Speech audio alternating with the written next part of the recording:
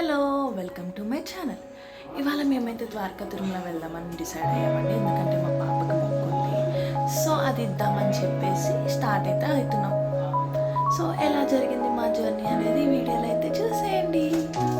మేమైతే రాజమండ్రి నుంచి స్టార్ట్ అయ్యామండి.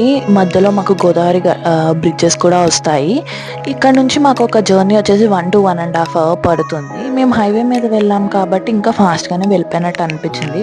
మధ్యలో అయితే పొలాలు చాలా బాగా వచ్చాయి. మాకు చాలా నచ్చింది. వ్యూ ఎంజాయ్ చేసుకుంటూ సాంగ్స్ పెట్టుకుని అయితే వెళ్ళాం. మేము ఫుల్ ఫన్ అనిపించింది. మా రిలేటివ్స్ అందరం కలిసి వెళ్ళాం. భీముడోల దగ్గర రైట్ టర్న్ తీసుకుని మధ్యలో వెళ్ళే దారిలో పోలవరం ప్రాజెక్ట్ కూడా వస్తుంది. ఇలా వెళ్ళిన తర్వాత కొండ కింద ఏంటంటే గరుడ వాహనుడి విగ్రహం కూడా ఉంటుంది. కొంచెం షాప్స్ లాగా ఉంటాయి. దాని పక్కన 2 ways ఉంటాయి. ఒకవైపు ఏంటంటే మెట్ల వైపు వెళ్ళే దారి, బస్సులన్నీ అయితే అటే వెళ్తాయి అనమాట. ఈ వే ఏంటంటే ఓన్లీ కార్స్ బైక్స్ వెళ్ళే వే మాత్రమే. సో ఇక్కడ టికెట్స్ అనేది ఉంటుంది అనమాట. టికెట్ తీసుకోవాలి. టికెట్ తీసుకొని కేసు ఖండనశాల దగ్గర కూడా పార్కింగ్ ఇచ్చారు. అక్కడ పార్క్ చేసుకొని మేమైతే అక్కడ దిగేసాము.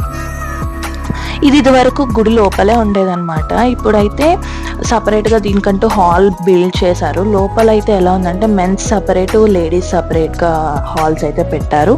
అదే కాకుండా స్నానపు గదులు, బట్టలు మార్చుకునే గదులు, వాష్రూమ్స్, ఇలా అన్ని సపరేట్ రూమ్స్ అయితే బిల్డ్ చేశారండి.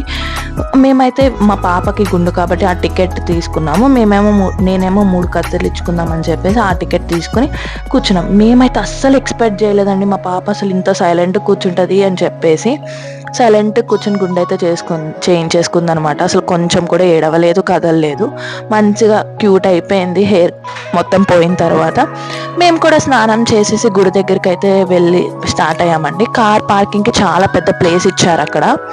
వన్స్ ఆ కార్ పార్కింగ్ చేసుకున్న తర్వాత స్టార్ట్ అయిపోయామన్నమాట గుడి లోపలికి. ఎంట్రన్స్ అయితే ఇలా స్టార్ట్ అవుతుందండి. చాలా బాగా పీస్ఫుల్నెస్ ఉంటుంది. ఫస్ట్ అయితే గోశాల వస్తుంది అనమాట. గోశాల దాటిన తర్వాత షాప్స్, మనం ఇక్కడ ఏదైనా షాప్ చేసుకోవచ్చు. లైక్ మీకు బొమ్మలు, పిల్లల బొమ్మలు, దేవుడి పటాలు, గాజులు, ఇలా అన్నీ అవైలబుల్ ఉంటాయి అక్కడ. ఇవే కాకుండా మనకి కూల్ డ్రింక్స్, ఐస్ క్రీమ్స్ ఇవన్నీ కూడా ఉంటాయి అన్నమాట. సో ఫుల్ పిల్లలకు కావాల్సినవి అయితే బాగా దొరుకుతాయి. ఇది అయిపోయిన తర్వాత మేము అలా లోపలికి వెళ్ళిపోయాము.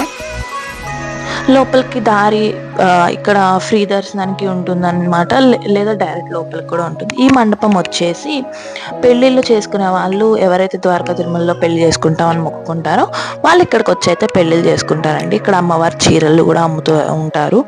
ఈ మండపం మొత్తం దానికోసమే డిజైన్ చేశారు. అండ్ ఇంకోటి కూడా కడుతున్నారు, అండర్ కన్స్ట్రక్షన్లో ఉంది. దేవుడి ఎంట్రన్స్ అయితే ఇలా ఉంటుందన్నమాట. ఈ పక్కన అటు పక్క నుంచి ఏంటంటే మెట్ల దారి ఉంటుంది. మెట్ల నుంచి కూడా రావచ్చు. ఇదేంటంటే మేము డైరెక్ట్ కార్స్లో వచ్చాం కాబట్టి లోపలికి వచ్చేసాం అనమాట. వన్స్ దర్శనం అయితే బాగా జరిగిందండి. విఐపి దర్శనం తీసుకున్నాము. చాలా బాగా జరిగింది. అసలు దేవుడిని 2 కళ్ళతో చూడడానికి కూడా సరిపోనంతలా చూసామన్నమాట. దాని తర్వాత ప్రసాదాల కౌంటర్ కూడా సపరేట్గా బిల్ చేశారు. అక్కడికి వెళ్ళి ప్రసాదాలు తీసేసుకుని గోశాలలో ధాన్యం వేసి దండం పెట్టుకుని అయితే వచ్చేసాం. మా పాప అయితే బాగా ఎంజాయ్ చేసింది.